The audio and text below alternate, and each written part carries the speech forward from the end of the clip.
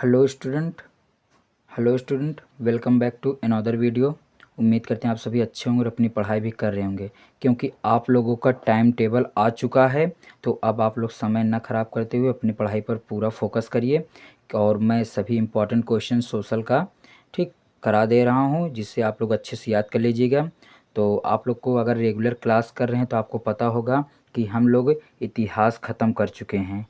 ठीक, हम लोग इतिहास ख़त्म कर चुके हैं, मतलब इतिहास में जितने चैप्टर थे 5 चैप्टर था, पांचों चैप्टर समाप्त हो चुका है।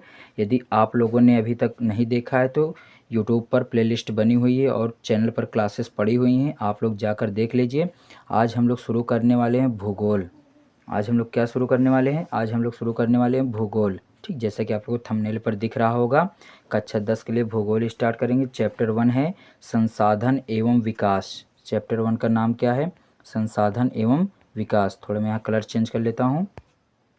ठीक, तो यूपी बोर्ड के लिए आप लोग पढ़ ही रहे हैं, तो ध्यान दीजिए 100% पेपर में आने वाले प्रश्न मिलेंगे। मतलब ये जो चैप्टर है भूगोल का पहला चैप्टर मोस्ट इम्पॉर्टेंट चैप्टर है। ठीक, मतलब मोस्ट इम्पॉर्टेंट चैप्टर है। 100% पेपर में क्वेश्चन यहाँ से मिलेगा, मतलब यही आएगा, बस इतना समझ लो बस। तो उम्मीद करते हैं आप सभी चीज़ समझ गए होंगे। तो पेन ले लीजिए, कॉपी ले लीजिए और वीडियो को लाइक कर दीजिए, और चैनल पर नए हैं तो सब्सक्राइब कर लीजिए, क्योंकि पूरा पेपर जिम्मेदारी हमारी है अब।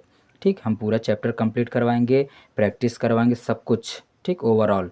तो आप लोग वीडियो को लाइक कर दीजिए, और जितने भी पढ़ने वाले स्टूडेंट हैं आपके जो फ्रेंड में हैं सबको शेयर कर दीजिए और सबको बता दीजिए।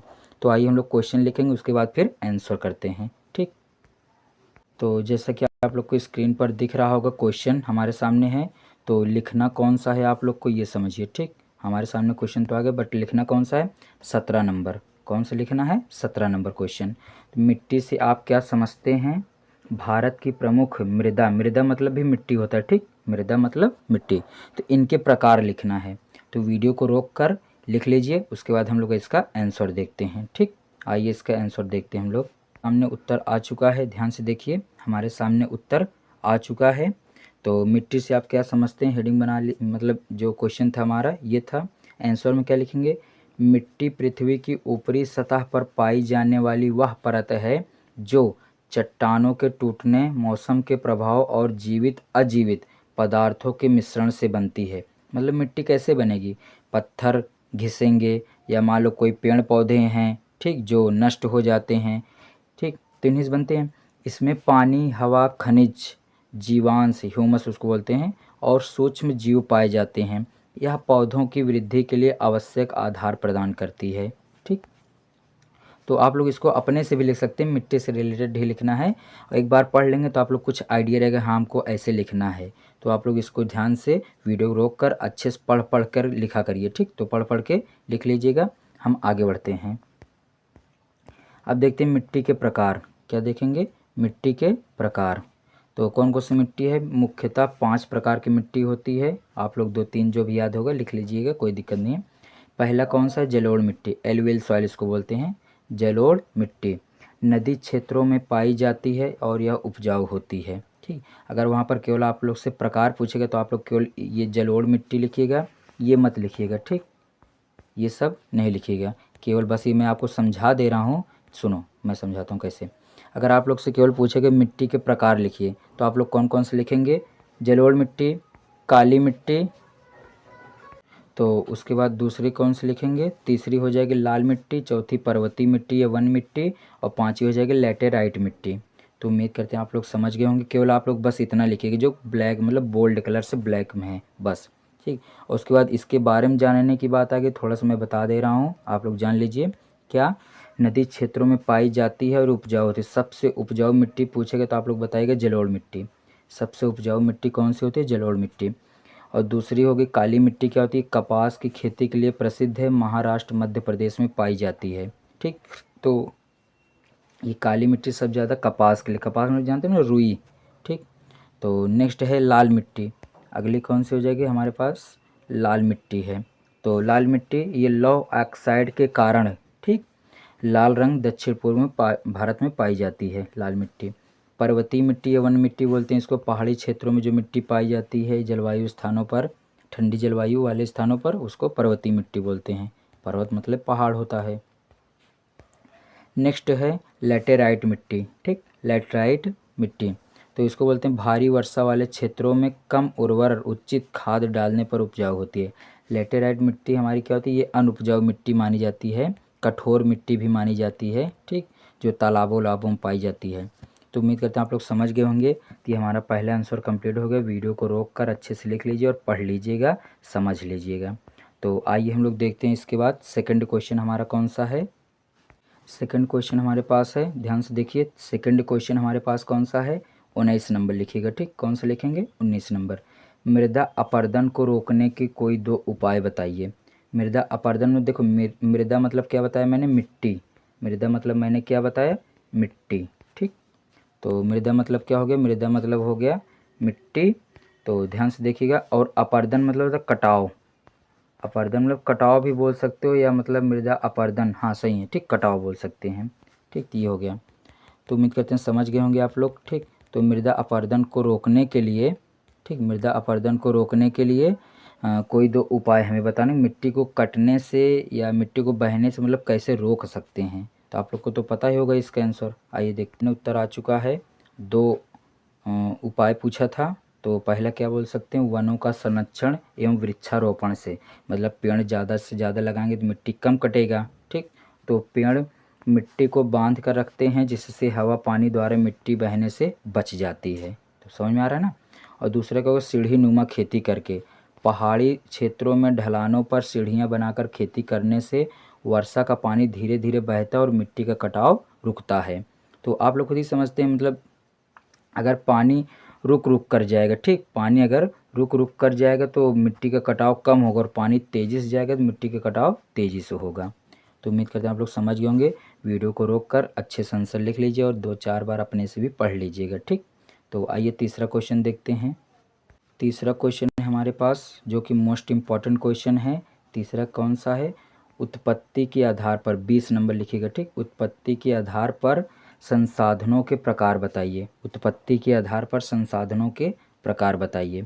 तो वीडियो को रोक कर लिख लीजिए अच्छे से, मोस्ट इम्पॉर्टेंट क्वेश्चन है ये, देख लीजिएगा पेपर में आने वाला, ठीक। तो आइए देखते हैं इसका आंसर। तो हमारे सामने उत्तर आ चुका है। हमारे सामने उत्तर क्या है, ध्यान दीजिए। उत्पत्ति के आधार पर संसाधन दो प्रकार के होते हैं, ठीक। उत्पत्ति के आधार पर संसाधन दो प्रकार के होते हैं। मैं थोड़ा सा जूम आउट कर देता हूँ, ठीक, ध्यान दीजिएगा थोड़ा सा।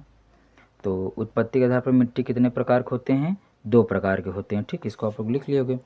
तो कौन कौन से, ध्यान से देखिए, जैविक संसाधन और अजैविक संसाधन, बायोटिक रिसोर्सेस और अबायोटिक रिसोर्सेस बोलते हैं इसको। तो ये संसाधन जीवित स्रोतों से प्राप्त होते हैं, जैसे पशु, वनस्पति, मनुष्य, जीव जंतु, ठीक। इससे जो प्राप्त होते हैं उनको बोलते हैं जैविक संसाधन। और ये मोस्ट इम्पॉर्टेंट है, ये समझो हर बार पेपर में आता है। ये दोनों जो है हर बार पेपर में आते हैं और आपके पेपर में भी आएगा, ठीक। अब चाहे एक बार बोलूँ चाहे मैं बार बार बोलूँ, तो मोस्ट इम्पॉर्टेंट इन दोनों को याद रखिएगा बस, ठीक। जैविक अजैविक। तो जैविक किसको, जैविक से याद रखो जीवित, जैविक से क्या याद रखोगे, जीवित।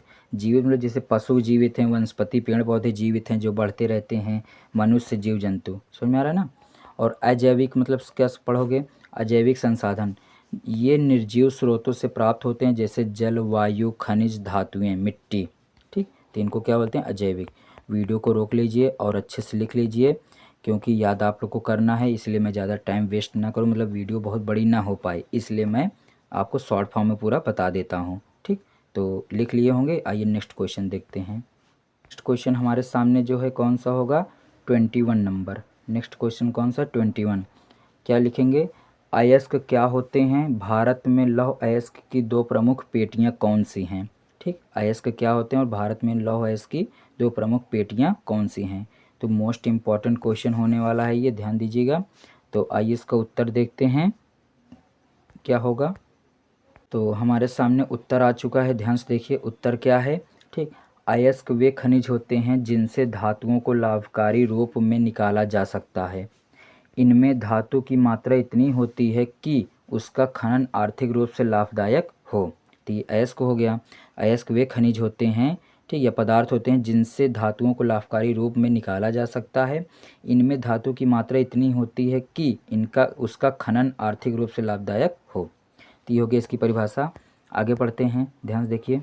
और मैं आप लोग को बार बार बताऊं क्योंकि आपका उत्तर पूरे क्लास में सबसे अलग रहेगा, क्योंकि सब विद्या से याद करेंगे, किताब से, आपका हट कर है। ठीक, तो मतलब समझ रहे हैं ना, आपको नंबर अच्छा मिलने वाला है। तो भारत में लौह अयस्क की दो प्रमुख पेटियाँ कौन कौन सी हैं, ध्यान से देखिए। हमारे सामने हमारे सामने दो आंसर है। पहला क्या है, उड़ीसा झारखंड पट्टी, दूसरा दुर्ग बस्तर चांदा पट्टी। ठीक, तो इंग्लिश भी लिखा हुआ है, चाहे जो लिख लीजिएगा, कोई दिक्कत नहीं है। तो आज के लिए इतना काफ़ी है। अभी ये चैप्टर हमारा समाप्त नहीं हुआ है। ठीक, अब 4 क्वेश्चन हमने अभी यहाँ पर किया है, अभी 4 क्वेश्चन और बचे हुए हैं। तो उम्मीद करते हैं आप लोग समझ रहे होंगे। तो ये पार्ट 1 था, ये हमारा कौन सा पार्ट हो जाएगा, ये हमारा पार्ट फर्स्ट हो जाएगा 1। सेकेंड पार्ट हम लोग कल करेंगे। ठीक, तो आप लोग इसको लिख कर अच्छे से याद कर लीजिएगा। सेकंड पार्ट हम लोग कल करेंगे, नेक्स्ट डे आप लोग को वीडियो मिल जाएगी। इसीलिए कहते हैं चैनल को सब्सक्राइब करके रखिए, वीडियो आप लोग को ऑटोमेटिक नोटिफिकेशन मिल जाएगा।